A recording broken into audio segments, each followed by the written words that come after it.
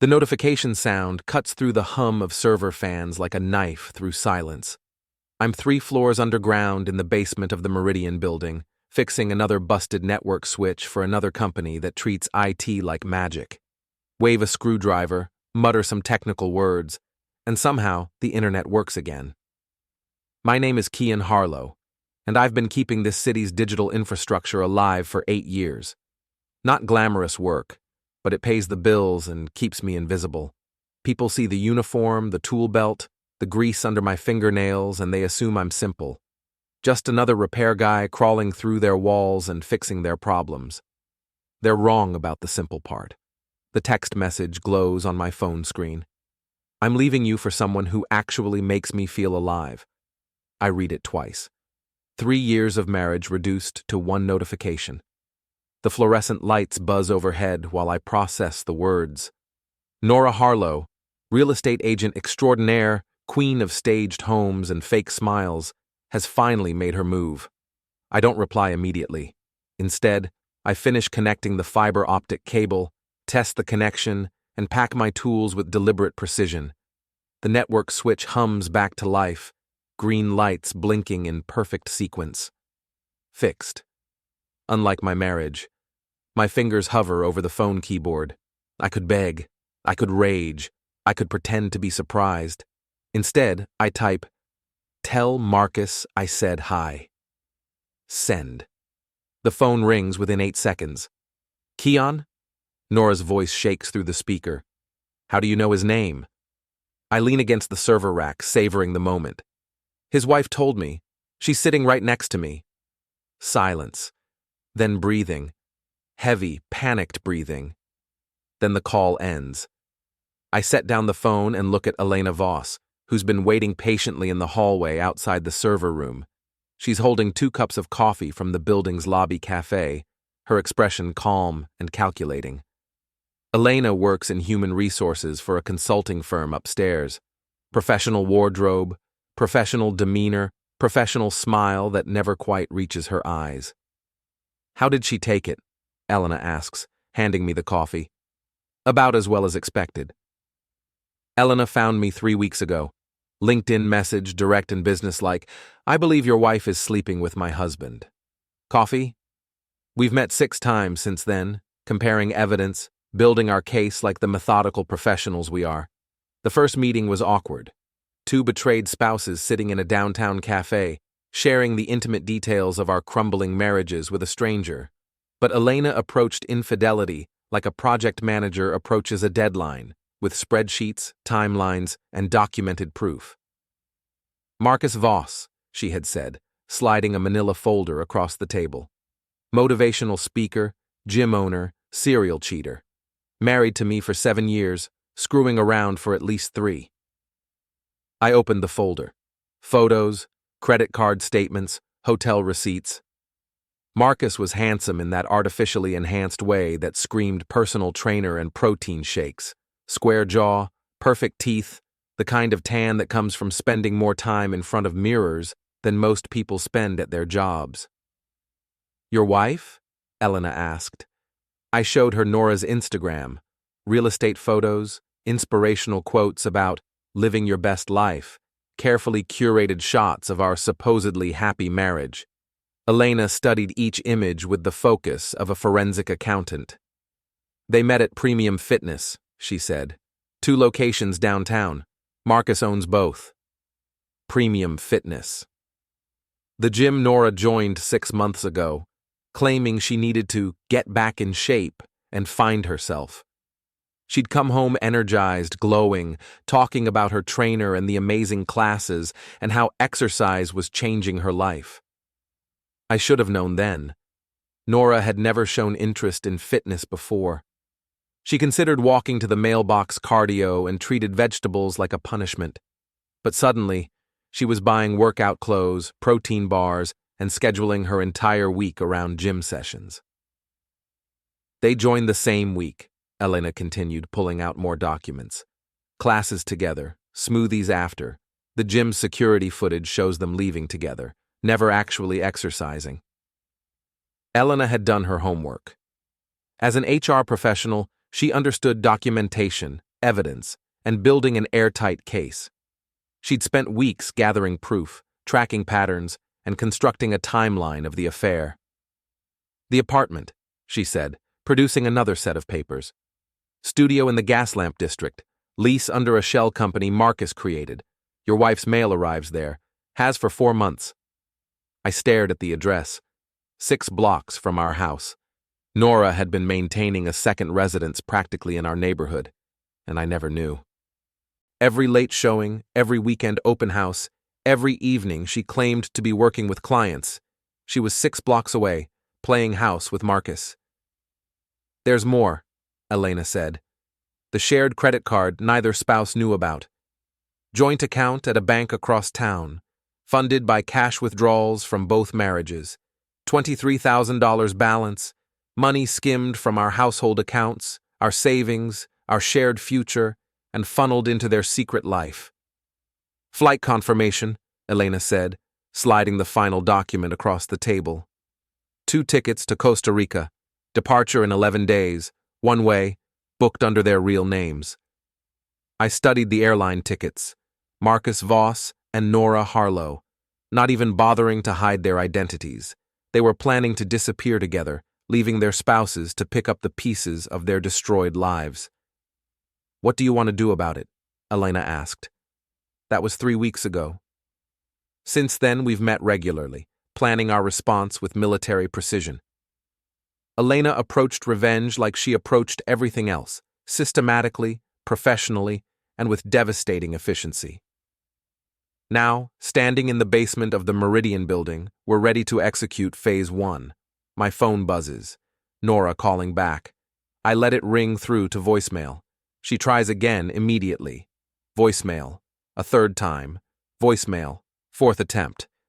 I block her number after the 4th call. "Satisfied?" Elena asks. "Just getting started." Elena and I sit in my truck outside Premium Fitness, watching through tinted windows as the evening crowd filters in and out. The gym occupies the ground floor of a converted warehouse, all glass walls and modern equipment designed to be seen from the street. Marketing genius. People drive by and see beautiful bodies working out, immediately feeling inadequate enough to sign up for memberships they'll never use. "There," Elena points to the entrance. Marcus emerges from the building like he's stepping onto a movie set.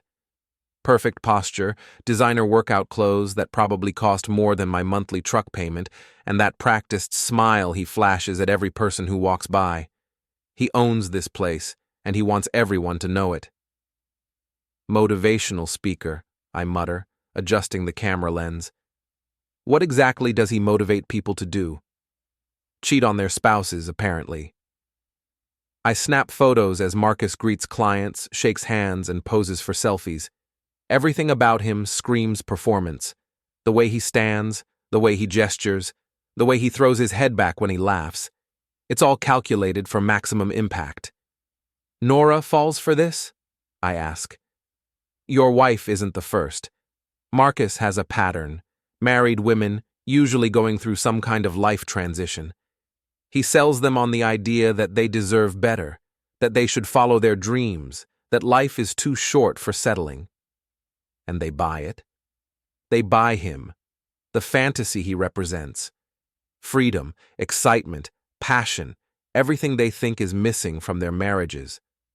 Through the camera viewfinder, I watch Marcus check his phone, smile, and type a response. Probably texting Nora. Probably arranging their next meeting at the apartment I'm still paying rent on through my household budget. "How long have you known?" I ask. Elena's expression hardens. "About Marcus's cheating in general? Years? About this specific affair? Since January. I hired a private investigator after I found the credit card statements." "Why didn't you confront him immediately?" "Because confrontation without preparation is just drama. I wanted evidence, documentation, leverage." She pauses, watching Marcus through the window. "And I wanted to make sure he lost everything, not just this relationship." Elena Voss doesn't just want revenge. She wants total victory. I'm starting to understand why Marcus chose to cheat instead of asking for a divorce. Elena would have taken him apart piece by piece in court, and he knew it. "What's the plan for tonight?" I ask. "Reconnaissance. Marcus closes the gym at 10. He'll go to the apartment, probably meet your wife there. We document everything, then move to Phase 2. Phase 2 involves the lawyers Elena hired, the same firm, coordinated filings, same court date requested. While Marcus and Nora are planning their romantic escape to Costa Rica, we're planning to serve them divorce papers that will freeze their assets, expose their affair, and trap them in legal proceedings that could drag on for months." "You really think they'll run?" I ask. "Marcus runs from everything: responsibility, consequences, difficult conversations. It's his pattern. When things get complicated, he disappears and starts over somewhere else." "And Nora?" Elena studies me carefully. "What do you think?" I consider my wife's personality. Nora loves drama, but only when she's in control. She loves being the center of attention, but only positive attention. She's never faced real consequences for her actions because she's always been able to charm or manipulate her way out of trouble. "She'll panic," I say finally. "Nora can't handle confrontation. If we corner her publicly, she'll fall apart." "Good. Panic leads to mistakes. Mistakes lead to evidence." We sit in comfortable silence, watching the gym's evening rush. Couples working out together, personal trainers guiding clients through routines, the endless cycle of people trying to improve themselves, or at least look like they're trying. My phone buzzes with a text from an unknown number. Nora must be using someone else's phone. "Please let me explain. It's not what you think." I show Elena the message. "Block that number too," she advises. Another text, different number. "Just answer your phone. We need to talk." Block. Third number. "Kian, please. I can explain everything." Block. "She's getting desperate," Elena observes. "Good. Desperate people make stupid choices." At 9:30, Marcus begins his closing routine. Dimming lights, checking equipment, saying goodbye to the last few stragglers. Elena starts her car, a sensible sedan that blends into traffic perfectly. "Follow at a distance," she instructs. "If he spots us, abort and try again tomorrow." Marcus drives a red convertible that screams midlife crisis, easy to track, impossible to miss, and completely impractical for surveillance. He heads straight for the gas lamp district, parking in front of a renovated apartment complex that probably charges $3,000 a month for studios. We park across the street and wait. 20 minutes later, Nora arrives in her SUV. She looks around nervously before entering the building, like she knows she's being watched. Good instincts, terrible timing. "Camera ready?" Elena asks. I adjust the telephoto lens and start shooting. Nora entering the building, Marcus greeting her at the door, the two of them embracing in the lobby where anyone could see. They're not even trying to be discreet anymore. 11 days until their flight, Elena says. They think they're home free. What happens when we serve the papers? Legally, assets get frozen pending divorce proceedings. They can't access the joint accounts, can't liquidate investments, can't make major purchases like airline tickets. And personally, Elena's smile turns predatory. That's where it gets interesting.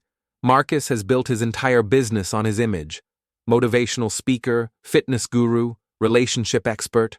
What happens to that brand when everyone finds out he's a cheating husband who abandoned his wife for a client? I lower the camera and look at her. You're going to destroy him. We're going to destroy both of them, together, systematically, completely.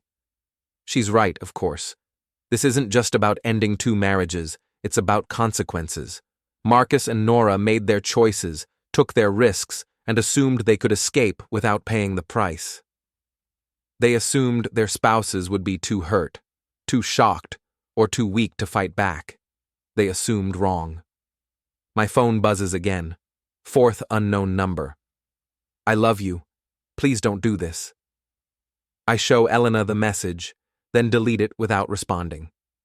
Ready for phase 2? She asks. Let's finish this. The law offices of Patterson, Klein and Associates occupy the 15th floor of a downtown high-rise with views of the harbor and the kind of marble lobby that charges by the hour. Elena and I sit in the conference room at 8 a.m. sharp, facing two attorneys who specialize in what they politely call high-conflict divorce proceedings. Jennifer Patterson handles Elena's case. She's 50-ish, gray-haired, and has the predatory focus of someone who's spent decades dismantling marriages for profit. Her associate, Mike Chen, represents me. Younger, hungrier, and eager to prove himself on a case that promises to be both lucrative and entertaining. Coordinated filings, Patterson explains, sliding identical sets of paperwork across the polished conference table. Same court, same judge, same date. Your spouses will be served simultaneously at locations we've already identified. Elena has provided Marcus's gym schedule, his home address, and his usual hangouts. I've given them Nora's office location, her client meeting patterns, and her daily routine. Process servers will hit both targets at maximum impact moments. Marcus during his morning motivational seminar, Nora during her weekly sales meeting. Asset freeze takes effect immediately upon service, Chen adds. Joint accounts, credit cards, investment portfolios, business assets, everything gets locked down pending court review. What about the Costa Rica tickets? I ask. Purchased with funds from the joint account, Patterson says, consulting her notes. Those transactions will be flagged as potential asset dissipation. The court won't look favorably on attempts to flee the jurisdiction with marital property. Elena leans forward. Timeline? Service today, emergency hearing tomorrow morning, asset freeze by end of business tomorrow. Your spouses will have approximately 18 hours to panic before everything gets locked down. Perfect timing. Marcus and Nora's flight leaves in 9 days. By the time they realize what's happening, they'll be trapped in legal proceedings that could last months or even years. No Costa Rica, no fresh start, no romantic escape from the consequences of their choices. Media strategy? Elena asks. Patterson raises an eyebrow. Excuse me? Marcus is a public figure. Gym owner, motivational speaker, social media presence. This story has entertainment value. Successful businessman destroyed by affair, abandoned wife gets revenge, cheating couple's escape plan exposed. Local news would eat this up.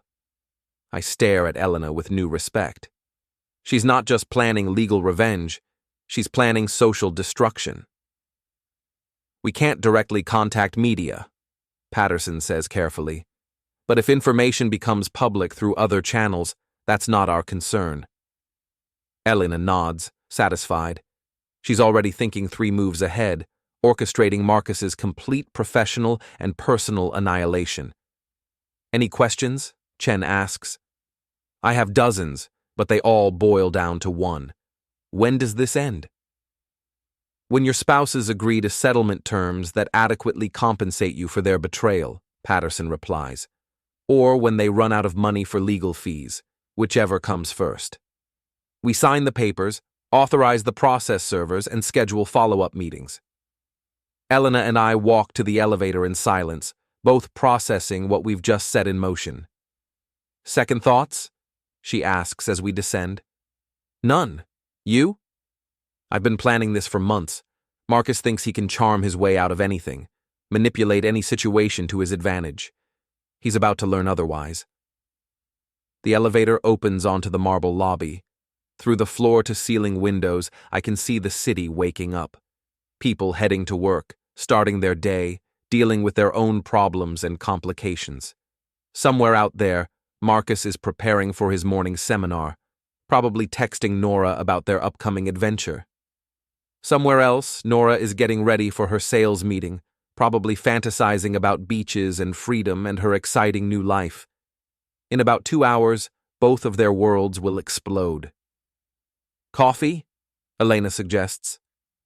We find a cafe across from Premium Fitness and take a window table with clear views of the gym's entrance. Elena checks her phone constantly, monitoring the process server's progress. I watch the morning crowd filter into Marcus's business, eager clients ready to be motivated, inspired, and sold on the dream of self-improvement. There, Elena points. A woman in a business suit enters the gym, carrying a manila envelope and looking official. The process server. She approaches the front desk, asks for Marcus, and waits patiently while staff members locate their boss. Through the window, we can see Marcus emerge from his office, all smiles and professional charm. He approaches the woman, probably assuming she's a potential corporate client or media contact. She hands him the envelope, says something brief, and turns to leave. Marcus opens the envelope immediately. His expression changes from confusion to shock to rage in about 15 seconds. He looks around the gym, suddenly aware that his clients, staff, and random strangers are witnessing his personal crisis in real time. Phase 2 complete, Elena says, raising her coffee cup in a mock toast. My phone rings. Unknown number. Kian? Nora's voice is shaky, barely controlled. What did you do? I filed for divorce. Seemed like the logical next step. You can't do this. We need to talk. We need to work this out. We needed to work it out 6 months ago, before you started playing house with Marcus. Now we work it out through lawyers. The accounts are frozen. I can't access anything. How am I supposed to live? Figure it out, you're resourceful. You managed to maintain a secret apartment and fund a Costa Rica vacation without me noticing. I'm sure you'll adapt. Silence. Then crying. Then the line disconnects. Elena watches me with approval. Cold? Effective? How do you feel? Like I'm just getting started. Across the street, Marcus storms out of the gym, phone pressed to his ear, gesturing wildly. Probably calling his own lawyer, or trying to reach Nora, or attempting to salvage his morning seminar. The process server's work is done, but the real damage is just beginning. What's next? I ask. Elena pulls out her laptop and opens a social media monitoring dashboard. Now we watch them panic. And we document everything for the court. The emergency hearing takes place in a windowless courtroom that smells like industrial disinfectant and broken dreams. Judge Rebecca Walsh presides with the weary efficiency of someone who spent 20 years listening to people explain why their marriages failed and their spouses deserve punishment. Elena and I sit with our attorneys on one side of the room. Marcus and Nora occupy the other side with their hastily hired legal representation, a solo practitioner named David Kim, who specializes in damage control and probably charges double for emergency consultations. Marcus looks like he hasn't slept. His usual perfect grooming is replaced by stubble, wrinkled clothes, and the kind of exhaustion that comes from spending 18 hours trying to fix an unfixable situation. Nora sits beside him, red-eyed and hollow-cheeked, clutching a tissue box like a lifeline. Asset preservation hearing, Judge Walsh announces. Patterson versus Voss, Harlow versus Harlow. Counsel, present your arguments. Jennifer Patterson stands first, armed with folders full of documentation that Elena spent months collecting. Bank statements, credit card records, property leases, flight confirmations, everything needed to prove systematic asset dissipation and flight risk. Your Honor, Respondent Marcus Voss has engaged in a pattern of financial deception designed to defraud his spouse of marital assets. Joint accounts, established without spousal knowledge, cash withdrawals totaling over $20,000, and international travel arrangements suggesting intent to flee the jurisdiction. She presents the evidence methodically, building a case that Marcus isn't just a cheating husband, he's a financial predator who manipulated both marriages to fund his affair and escape plan. Mike Chen follows with similar evidence against Nora. Respondent Nora Harlow diverted household funds to support an extramarital relationship, maintained a separate residence without spousal consent, and participated in plans to relocate outside the country while abandoning marital obligations. The evidence is overwhelming. Marcus and Nora didn't just have an affair. They systematically looted both marriages to finance their fantasy future. David Kim stands to respond, looking like a man who knows he's defending the indefensible. Your Honor, my clients acknowledge that mistakes were made, but… Mistakes? Judge Walsh interrupts. Counsel, I'm looking at evidence of deliberate financial fraud spanning 6 months. These aren't mistakes, they're crimes. Kim tries to salvage something. My clients are willing to discuss settlement terms that address all concerns about asset preservation. Settlement discussions are premature, Patterson interjects. Respondents have demonstrated clear intent to flee the jurisdiction. Asset preservation orders are necessary to prevent further dissipation. Judge Walsh reviews the evidence for several minutes while the courtroom sits in tense silence. Marcus stares at the table, probably calculating how much this legal disaster is going to cost him. Nora glances repeatedly at the exit, like she's considering making a run for it right here in court. Motion granted, Judge Walsh finally announces. All joint assets frozen pending final resolution. Respondents are ordered to surrender passports and prohibited from travel outside the county without court approval. Next hearing scheduled for… She consults her calendar. 3 weeks from today. 3 weeks. Marcus and Nora's Costa Rica flight leaves in 7 days, but they won't be on it. Their escape plan is officially terminated, their assets locked down, and their legal bills just getting started. Kim requests a brief recess to consult with his clients.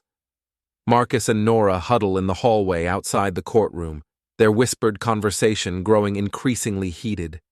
Through the glass doors, we can see Marcus gesturing angrily while Nora shakes her head and dabs at her eyes with tissues. Think they'll turn on each other? I ask Elena. Marcus will blame Nora for getting caught. Nora will blame Marcus for the financial mess. Classic pattern. External pressure destroys internal loyalty. She's right. Affairs thrive on secrecy, fantasy, and the illusion that love conquers all obstacles. Reality has a way of exposing those illusions as expensive delusions. Patterson approaches our table. Settlement conference next week. They'll want to minimize damage and end this quickly. What kind of terms are we looking at? Elena asks. Marcus loses the gym, probably the house, definitely his business reputation. Nora loses her real estate license when the ethics board reviews this case, plus she's liable for restitution on the household funds she diverted. Total destruction, in other words. Marcus's motivational speaking career won't survive the publicity. Nora's real estate business depends on trust and reputation, both permanently damaged. They'll spend the next several years rebuilding their lives from scratch, separately, while paying legal fees and settlement costs. Any regrets?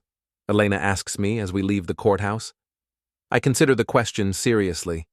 3 days ago, I was a betrayed husband with a cheating wife and a broken marriage.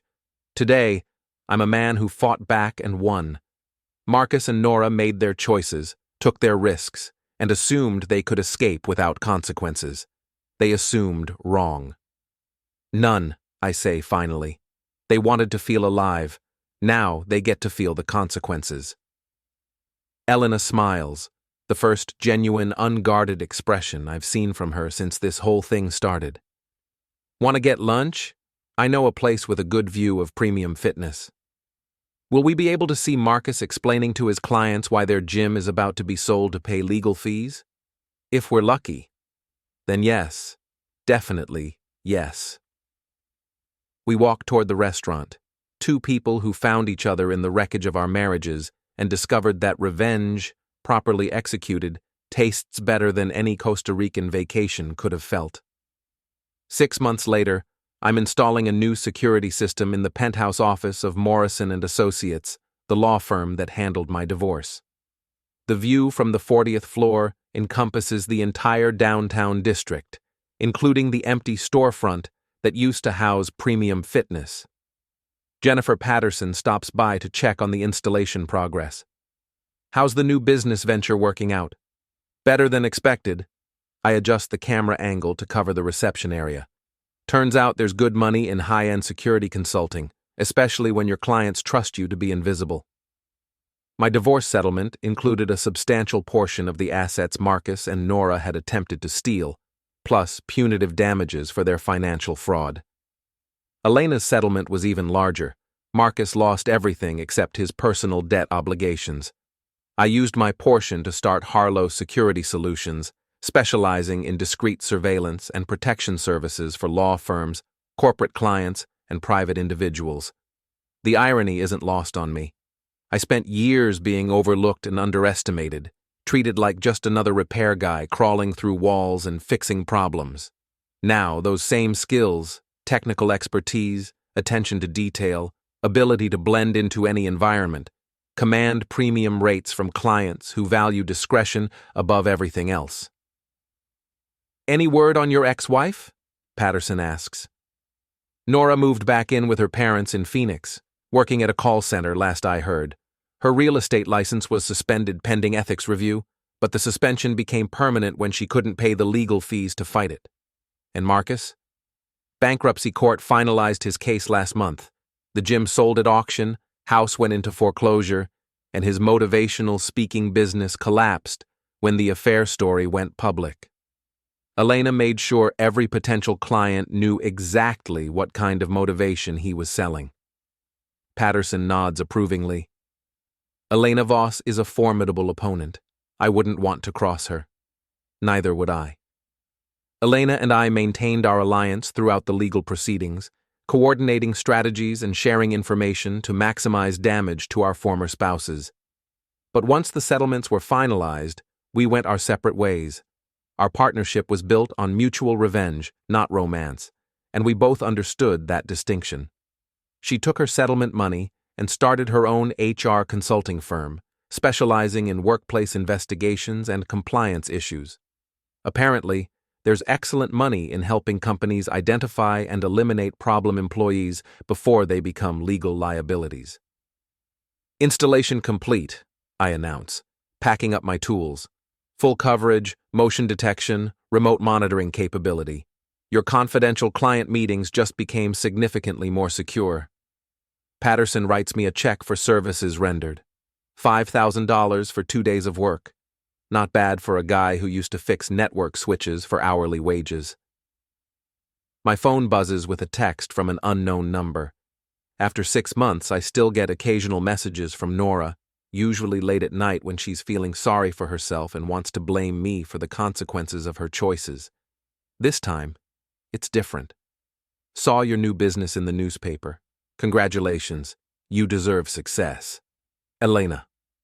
I smile and type back, "Thanks. Heard about your company's expansion. Well deserved." "Coffee sometime? Compare notes on our respective victories?" I consider the invitation.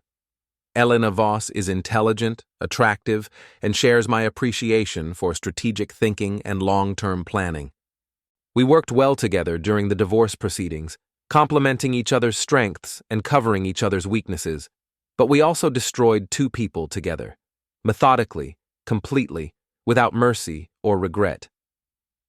That kind of partnership creates a unique bond, part professional respect, part mutual recognition of each other's capacity for calculated revenge. "Rain check," I text back. "Still enjoying the single life." "Understood. The offer stands." I finish packing my equipment and head for the elevator. The city spreads out below me through the floor-to-ceiling windows, millions of people dealing with their own problems, complications, and betrayals. Some of them will handle their challenges with grace and forgiveness. Others will fight back with everything they have. I know which category I belong to. The elevator descends toward street level, carrying me back to my truck, my tools, and my new life built on the ashes of my old one. Nora wanted someone who made her feel alive. Marcus wanted excitement and adventure without consequences.